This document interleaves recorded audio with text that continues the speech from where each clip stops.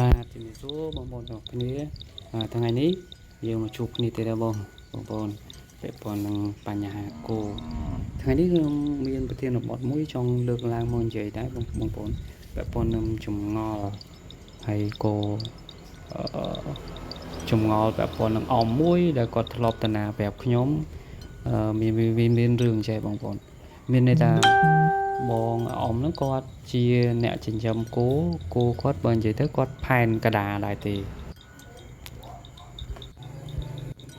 ហើយថ្ងៃមួយហ្នឹងគាត់បានយកគោគាត់ទៅដាក់បារមានន័យថាគាត់ចិញ្ចឹម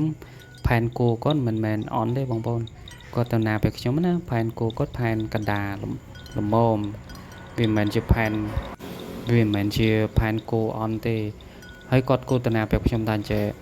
ថ្ងៃមួយហ្នឹងគាត់យកគោគាត់ទៅដាក់បារគាត់យល់ឃើញថាគោគាត់វាផែនកដាល្មមហើយផែនអន់អញ្ចឹងគាត់គិតថាចង់ដាក់បារឲ្យបានកូនស្អាតអញ្ចឹងគាត់យកគោគាត់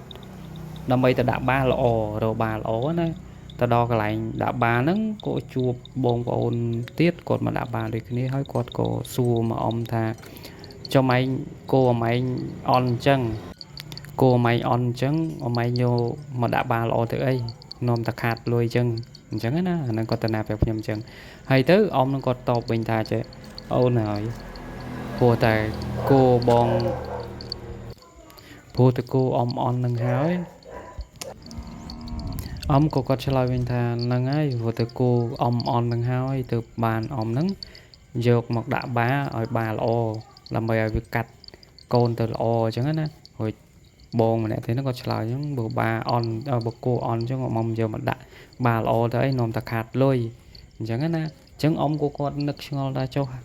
បើគាត់ហេតុអីបាត់អត់យល់ព្រោះតែគោគាត់អន់នឹងហើយទើបគាត់ព្យាយាមយកទៅដាក់បារល្អដើម្បីឲ្យវាកាត់កូនទៅបារខ្លះដើម្បីឲ្យវាបានកូនល្អខ្លះអញ្ចឹងណាបងប្អូនហើយបើសិនជាបារមេអន់ហើយយើងព្យាយាមទៅដាក់បារអន់ទៀតអញ្ចឹងកូនមកវាហត់ទៅអន់ទៀតបងប្អូនតែអ្នកនៅទៅដាក់បារដូចគ្នាគាត់ថាឲ្យគាត់អញ្ចឹងហើយគាត់ក៏និយាយលើកហេតុផលបែបអញ្ចឹងទៅអញ្ចឹងវាមួយយ៉ាងដែរបងប្អូនគាត់គិតដោយអ៊ំគាត់ត្រូវគោយើងអន់យើងត្រូវតែរកបារល្អ